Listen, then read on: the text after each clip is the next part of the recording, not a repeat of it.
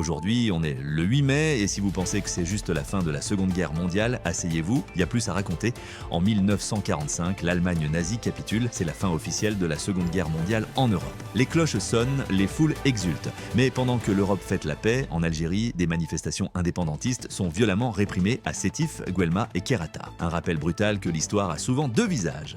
En 1902, en Martinique, la montagne Pelée entre en éruption. Une nuée ardente s'abat sur Saint-Pierre et tue en quelques minutes plus de 26 000 personnes. La ville est rasée, 40 navires sont détruits dans la rade. C'est l'une des éruptions les plus meurtrières du XXe siècle. En 1769, la bataille de Pont-Novo marque la fin de l'indépendance de la Corse. Les troupes de Pascal Paoli sont battues par celles de Louis XV. L'île passe sous contrôle français. Et depuis, les débats ne se sont jamais vraiment calmés. Et l'anecdote inutile donc indispensable du jour, en 1886, à Atlanta, un pharmacien du nom de John Pemberton vend pour la toute première fois un verre de Coca-Cola dans une pharmacie. À l'époque, c'est censé soigner les maux de tête et les troubles nerveux.